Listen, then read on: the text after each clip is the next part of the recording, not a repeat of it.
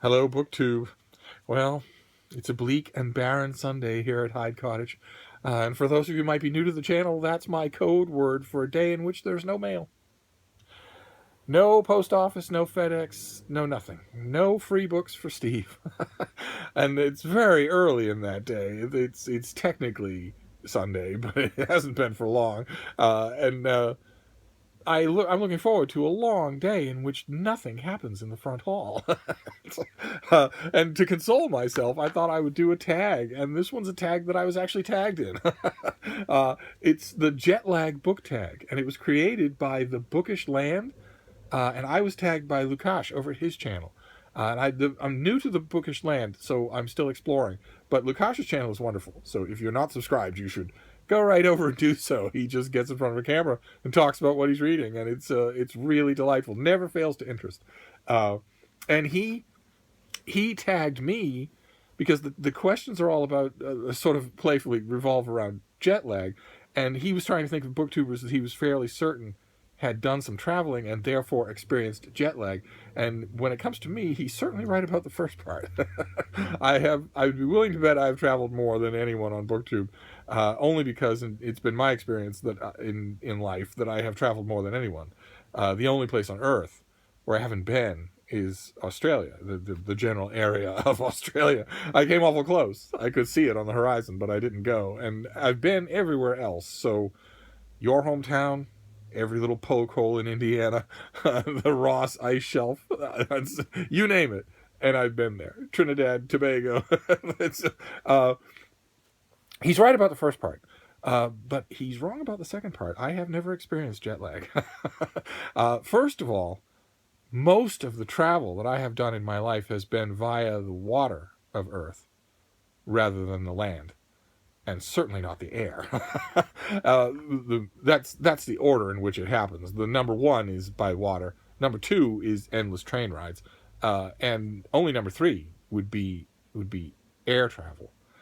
There are a couple of good reasons for that. Even before airports became fascistic places where you surrender all rights, and if you're lucky, you get them back at the end.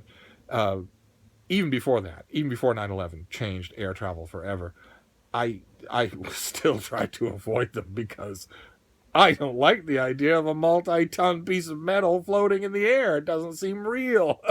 I don't trust it. uh, uh, but I have traveled by air many, many times. It's just not my preferred way. But the real reason why it doesn't apply to me, it just gets worse and worse. But we'll get on to the questions right away. The real reason why I've never had jet lag is because I don't sleep like the rest of you. When I'm well fed and interested in my surroundings and whatnot, I don't require much more than 90 minutes of sleep out of 24 hours. And I can do without that. I mean, as I learned when my fat old basset hound was deteriorating, I learned just how much I can do without that. I can postpone it. Those 90 minutes are a luxury. I can go a long time without them. And if you think about it for a minute, if sleep, 8 solid hours of being in a completely lifeless coma, if that isn't a requirement, if you don't need that, if you need very little, what would amount for you to be a nap, and that's it, and you can postpone it as long as you want, then you wouldn't suffer from jet lag. I suffered, not suffered, but I experienced very pleasant disorientation when I would get off a plane, and it would be a radically different time, sometimes even a different day. But the thing that gives the rest of you jet lag is fatigue. And that's never been a problem for me. So I haven't ever actually experienced the object of this tag, but I'd still like to answer the questions if I could, since I'm not getting any mail. He's never going to tag me again. But anyway, question number one is name a book that made you tired. And tired in the physical sense, no, but tired in the sense of heaving a heavy sigh. Some of you are going to see this coming. I'm sorry if I'm repeating myself, but the first example that came to mind is the novels of Stephen King. starting around it. When, not so much that I was tired because the books were long, it's that around that point in his career, I suddenly realized that I knew everything this author was going to do, and I knew the order he was going to do it in, and I knew the words he was going to use, and he was too important for me to ignore. I couldn't just say, no, I haven't read it. So a big brick like that would suddenly appear, and I would just go, ugh. Because I know what this author is going to do. He has managed to write for 35 years without learning the first single small thing about how to do it well. So he's just going to bump along for however many hundreds of thousands of pages his editors let him do. And still produces a bit of weirdness. When I see him on the fall list or the summer list, there's still a bit of weariness. And I'm just hoping that doesn't pass on to a whole new generation of King authors. I don't want to be doing that. It's so different a feeling than, for instance, getting a new novel by any other 1980s style stalwart. You know, I get the new Danielle Steele, and it's not quite the same thing because she's not pretentious. She's not trying to be literature. She's not trying to do all sorts of things that she can't do. So she's another case where I know everything she's going to do from the first page, and I know the words, and I know the way, and I know the order, but I don't mind in her case, or in the case of other writers like them, because with Stephen King, there's this, I'm a grand man of letters, and you know it, and I know it, and yes, I'm slumming with this genre-type material, but watch what I can do, baby. That's good. Anyway, he has more money than Croesus. What I would like is for him to retire. Is there any rule that says writers can't do that? Philip Roth did it. And he and Stephen King have both won major literary awards bestowed on them by academies of letters. If it's good enough for Philip Roth, sure, it's good enough for Stephen King. Why doesn't he just retire? He's threatened to do it 4 times. Why doesn't he? Anyway, oh my God, we're still in question number 1. You're going to have jet lag by the end of this tag. Here, let's do question number 2. A book that made you confused. Quite a few of them do. But the one that came first to mind is another mega bestseller. It's 50 Shades of Grey. I read it when I was working at the bookstore when it came out, and but I still had the same attitude towards books as I'd had years before as a reviewer, and that I have now again as a reviewer, which is that if something catches the zeitgeist, you really have to read it. If you're, well, maybe not have to, of course there are no rules to reading, but the way I look at reading, the way I approach it, I want to know the woof and weave of the zeitgeist of the reading moment where I am.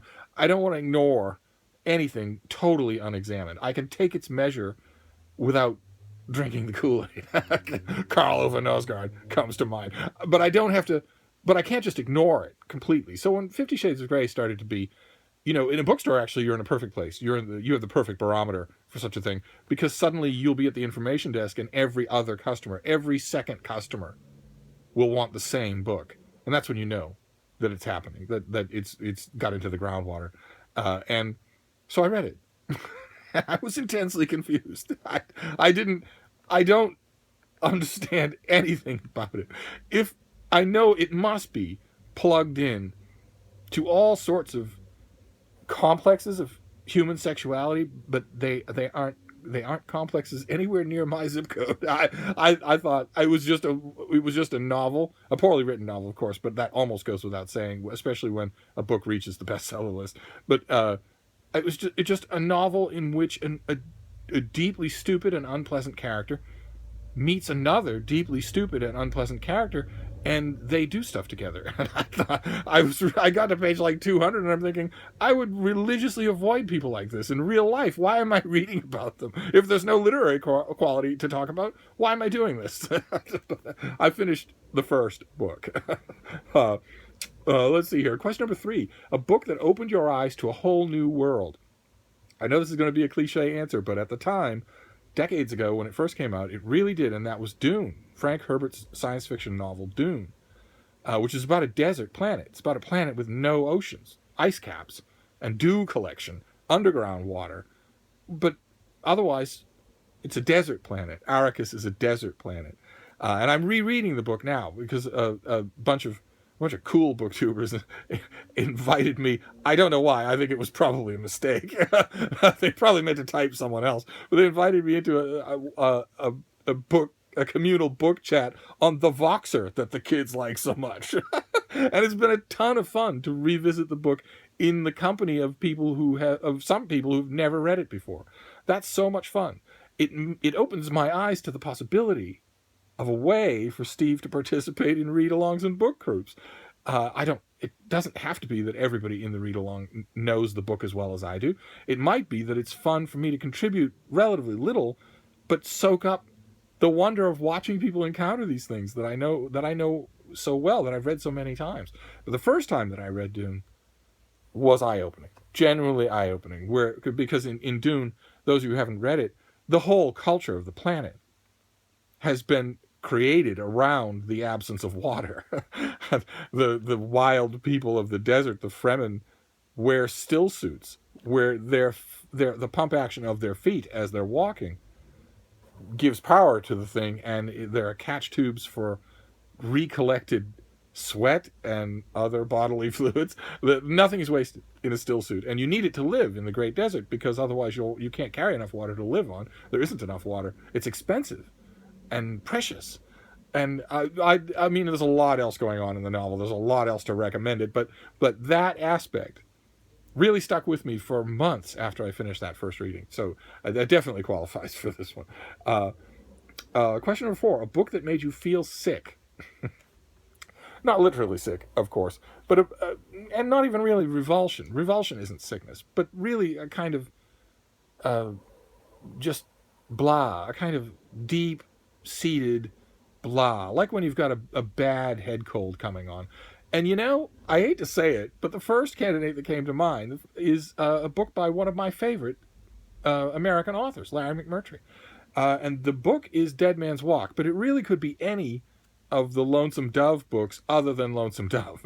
In Lonesome Dove, the brutality of the American West has been largely tamed. It's largely gone. In fact, the two main characters kind of lament that the wild world they knew is largely gone. It's largely occupied by city slickers. And that's what gives the book its incredible punch of romanticism, is that they are icons from a previous time.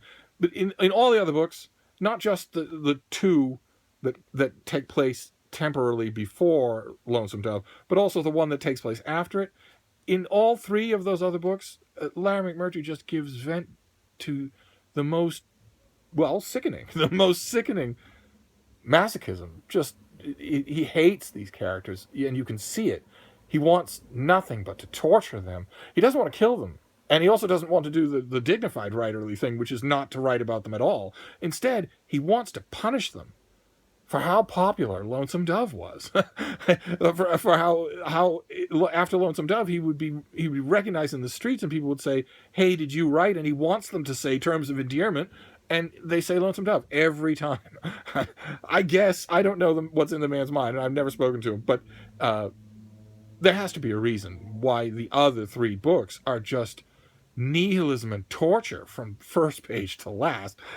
They're kind of sickening. They're actually Larry McMurtry books that I actually wish I hadn't read, which is extremely rare for me. So anyway, question number 5: what book did you read on your last long journey? And for this, we'd have to define what a long journey is. Are we talking about distance? Or are we talking about time? The one that came to mind, I think it probably qualifies for me, because my traveling days are over, in terms of epic travel, in terms of boots on the ground somewhere in Western Africa, and you're not seen by your friends again for a long time, or Northern China, the same thing. Those days are gone. They're over with. The last such thing was a long trip by water from Boston to St. Lucia. And on that trip, I didn't read a new book. I reread The Diary of Samuel Pepys, And let me just take this opportunity again, in case any of you are listening and are in the least bit intrigued. Give Pepys's Diary a try. It's free on Project Gutenberg. There are websites that will follow you day by day according to the dates in Pepys's Diary. There are many, many great editions, big ones that are unedited and abridged ones. And I don't know, there's a chance that you will see the magic in it. It's, I don't think, very hard to see the magic in it. Pepys is a person. He's a friend. He has no literary value whatsoever. The diaries aren't written for literary purposes at all. Instead, you're right next to someone you know. You're right next to someone who is faithfully recording not only his fun and his laughter, but also his worst moments, his least likable moments. It's a remarkable document, and I read that whenever I could. I read that whenever I was free from the actual work of getting from Boston to St. Lucia. I think that would be the last one. I don't really do long journeys anymore. And that's it. That is the jet lag book tag.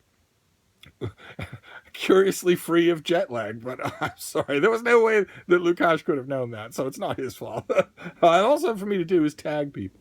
And I want to tag Olive, from our book Olive, Jennifer from Insert Literary Pun here, and Richardson Reads. Those are my three, but of course, the same thing with tags always applies. If you've done a lot of traveling, and then I want to hear these stories. Of course, I do, and also the books. So that'll be it for now. I might do another tag today. Who knows? I might even do another tag before the sun comes up. There's so much fun, and there's not going to be any book hauls today. But anyway, I'll figure that out, and I'll get right back to you. Thank you, BookTube.